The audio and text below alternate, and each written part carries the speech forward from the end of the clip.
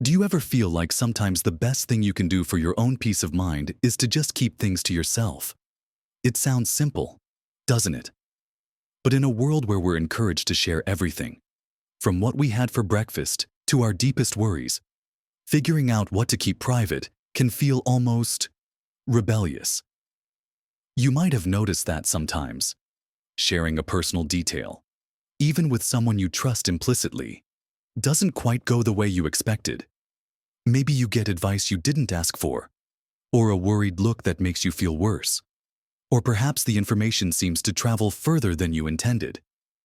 It can leave you feeling exposed, vulnerable, or even regretful that you opened up at all. It's a painful reality that not every piece of personal information is safe or beneficial to share, even within the closest circles. Your privacy is a valuable asset, especially as you navigate these golden years. Protecting it isn't about being secretive, it's about safeguarding your peace, your autonomy, and your relationships from unnecessary complications. In this video, we're going to explore 5 specific things that many people find are best kept private as they get older. These aren't things you must hide, but things you might choose not to broadcast for your own well-being. Watch to the end, because there's something about the last one that might just surprise you. Let's dive right into the first area where maintaining a little privacy can be incredibly beneficial for your peace of mind, and that's your detailed financial status. Now, I'm not talking about pretending you haven't got a penny or being dishonest about your means. What I mean is the specific numbers, the exact balance in your savings account, the precise figure of your monthly pension income, the details of your investments or lack thereof.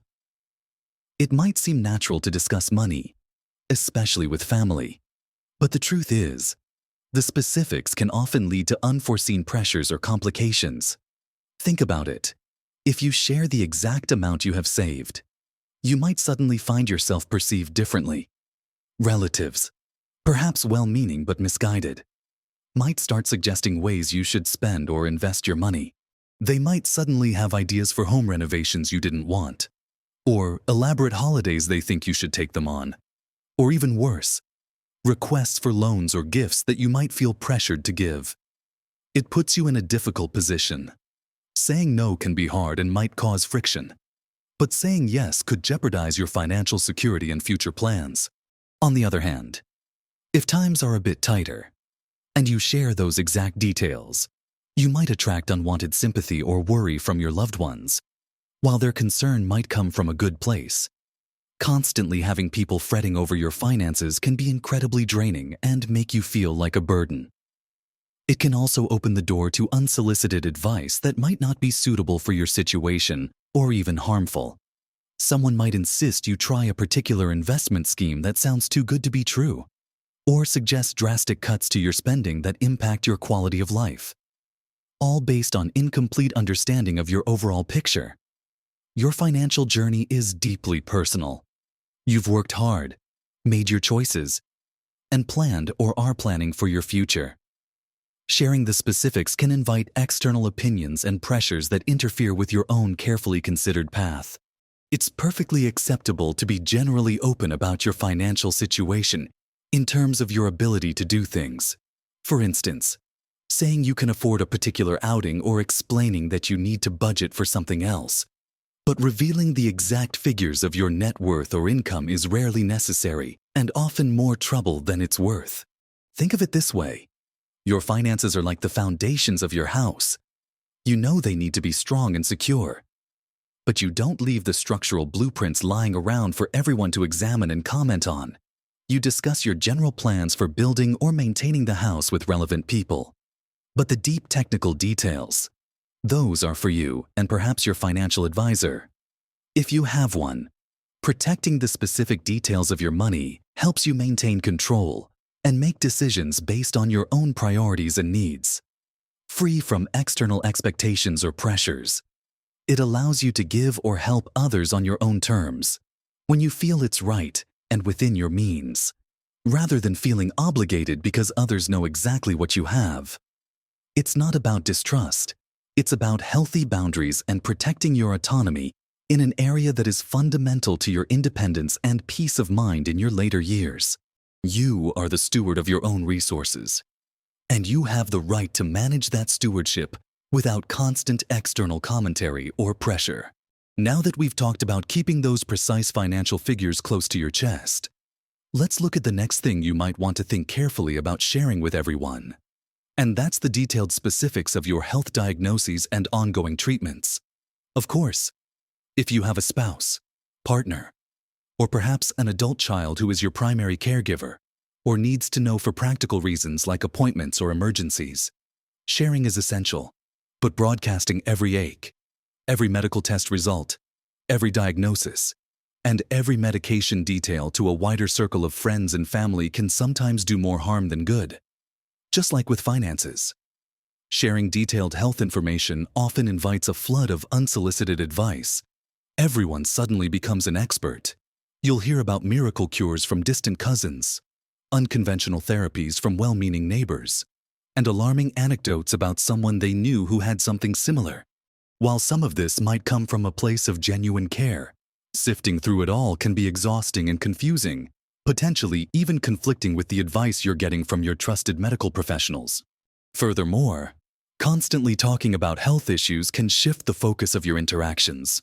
Instead of being seen as the interesting, vibrant person you are, you might start to be defined by your ailments. Conversations might revolve solely around how you're feeling, your symptoms, and your doctor's appointments. While it's okay to share when you're not feeling well or need support, making your detailed medical history the central theme of every discussion can become draining for you, and perhaps inadvertently paint a picture of constant fragility. Even if that's not the reality of your day-to-day life, people might start treating you differently, perhaps becoming overly cautious or patronizing, based on their understanding or misunderstanding of your condition. It can feel isolating if you feel like people only see your health issues, not the whole person. You might also find that worry spreads rapidly through your network. While some concern is lovely and supportive, excessive worry from multiple people can feel like a heavy burden. You might find yourself constantly reassuring others instead of focusing on your own needs and recovery. Maintaining some privacy around the specifics of your health allows you to manage your health journey on your own terms, in consultation with your doctors, without the added noise and pressure of external opinions. It allows you to share what you are comfortable with, when you feel it's appropriate, and with whom you choose. Perhaps you prefer to keep the nuances of a particular condition private, but are happy to talk about general healthy living habits. That's entirely your prerogative. You have the right to decide who needs to know what about your body and your health. It's about protecting your energy, your emotional well-being, and ensuring that your identity isn't solely defined by your medical chart. You can accept support and understanding without laying bare every single detail. It's about finding a balance between being open enough to get the help you need when you need it, and private enough to maintain your dignity, autonomy, and peace of mind regarding your personal health journey. Moving on. The third thing you might want to keep just for yourself, or at least be very selective about sharing, is your deep personal feelings about other family members or friends, especially if those feelings are negative or critical. It's human nature to sometimes feel frustrated, annoyed, or even hurt by the actions or words of people close to us. Venting can feel good in the moment, but sharing negative opinions about someone in your close circle with another person in that same circle can be incredibly risky and often leads to unintended consequences. Imagine you're feeling annoyed with your son or daughter about something minor. You confide in a sibling or a close friend, venting your frustrations. What happens if that sibling or friend, perhaps accidentally or perhaps intentionally, mentions your comments to your son or daughter? Suddenly, a private moment of venting has caused a rift or hurt feelings that can be difficult to repair. It puts the person you confided in an awkward position as well. Family dynamics are complex, and relationships between friends can be equally intricate. Introducing negative commentary from one person about another into that mix is like dropping a stone into calm water. The ripples spread out in unpredictable ways. Your words, even if said in frustration or hurt in a private conversation, can be perceived differently when relayed by someone else, potentially taken out of context or amplified. This can lead to misunderstandings, mistrust, and damaged relationships that are hard to rebuild. Furthermore, becoming known as the person who shares negative opinions about others behind their back, even within the family, can erode trust in you. People might become wary of confiding in you, wondering what you might say about them to others. This can lead to a sense of isolation and distance within your relationships. It's important to have people you can talk to if you're genuinely struggling with a relationship issue. Perhaps a trusted friend, a neutral party, or even a professional counselor who can offer objective support without being directly involved in the family or friend group. However, casual venting of negative feelings about specific individuals within that same social circle is a habit that can be detrimental in the long run.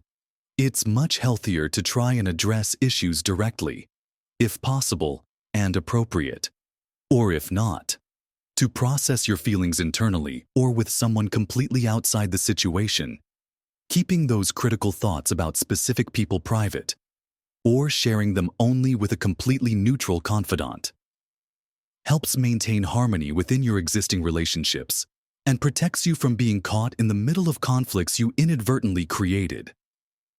It shows respect for the individuals involved. Even when you're feeling frustrated with them, it's not about being fake.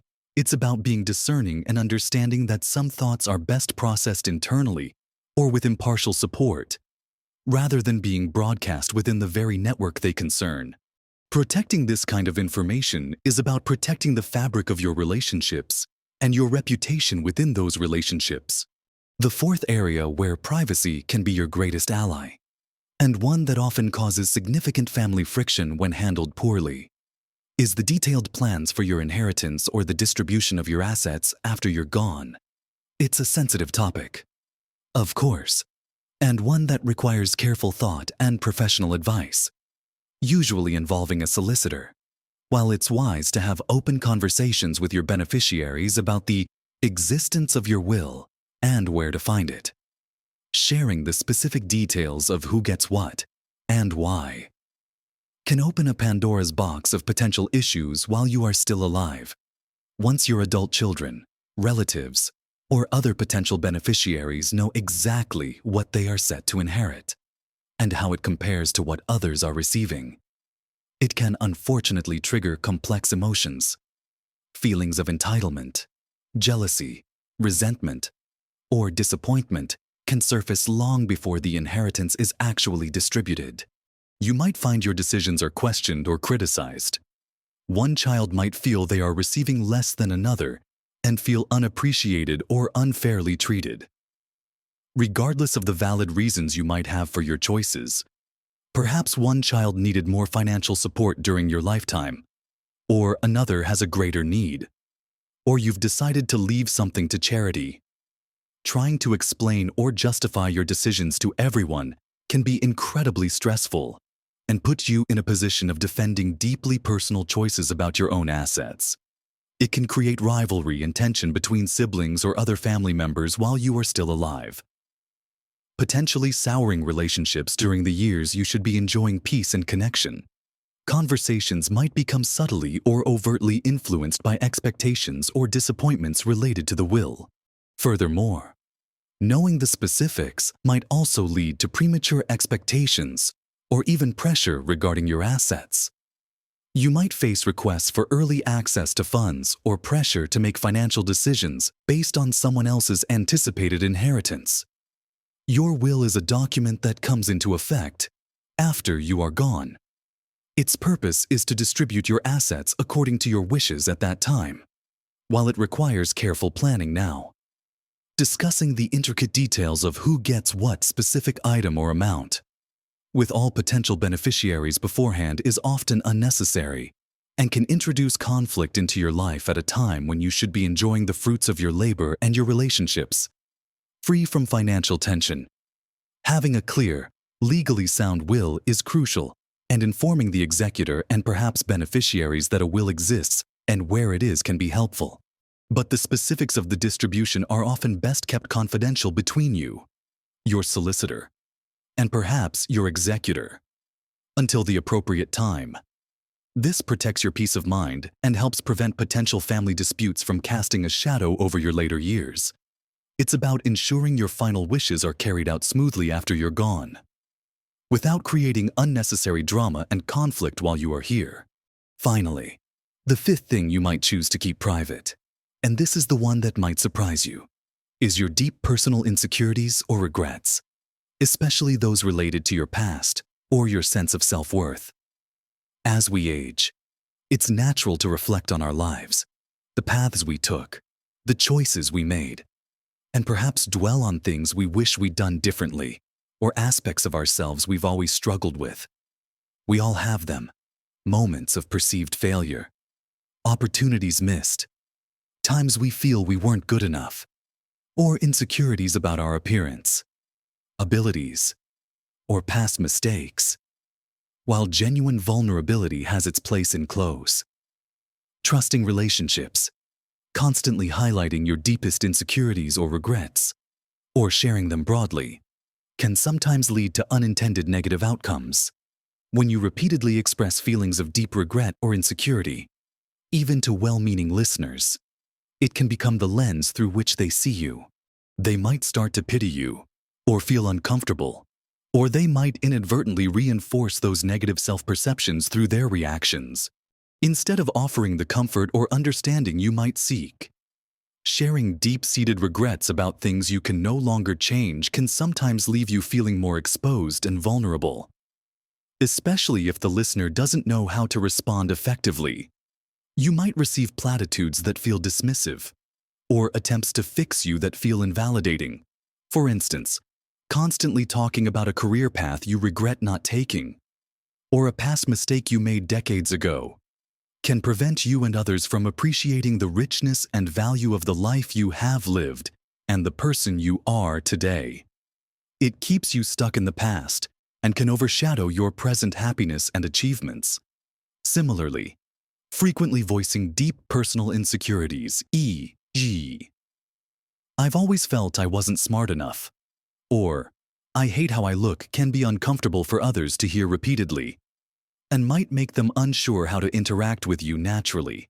This isn't about putting on a brave face or pretending everything is perfect. It's about choosing wisely who you share your deepest vulnerabilities with, if anyone, and recognizing that some aspects of self-acceptance and processing past regrets are journeys best undertaken internally or with professional support, rather than as regular conversational topics. It's about focusing your interactions with friends and family on connection, shared experiences, and mutual appreciation, rather than constantly drawing attention to your perceived flaws or past disappointments. Sharing your strengths, your joys, your current interests, and your wisdom is far more likely to foster positive and uplifting connections. Protecting the space around your deepest insecurities and regrets allows you to work through them yourself or with targeted help, without those feelings becoming the dominant narrative of your interactions with others. It's about choosing to present the best version of yourself to the world. Not a false version, but one that isn't weighed down by past burdens or constant self-criticism. It's about celebrating the person you are, with all your experiences, rather than dwelling on who you weren't or what you didn't do. So, whether it's the specifics of your finances, the details of your health, your private opinions about others, your inheritance plans, or your deepest personal insecurities, there are certain areas of life where discretion can truly be your friend. It's not about being dishonest or shutting people out. It's about setting healthy boundaries around your personal information to protect your own peace of mind, your autonomy, and the quality of your relationships. By being mindful of what you share, you maintain control over your own narrative and prevent external pressures or unintentional harm from affecting your well-being. Remember, you have the right to your privacy. You have the right to decide what personal information is necessary or beneficial to share, and what is best kept to yourself or a very select few. Making these choices is a sign of strength and self-respect. Small adjustments in how you manage your personal information can indeed make a big difference to your happiness and reduce unnecessary stress in your life. Have you ever felt pressured to share something you really wanted to keep private? Or have you found that keeping certain things to yourself has significantly improved your peace of mind? Share your thoughts and experiences in the comments below. It's a great way for us to learn from each other. If you found this discussion helpful, please give this video a like. And don't forget to subscribe to the channel for more content aimed at helping you live your best life at every age. Until next time, take care of yourself and your peace of mind.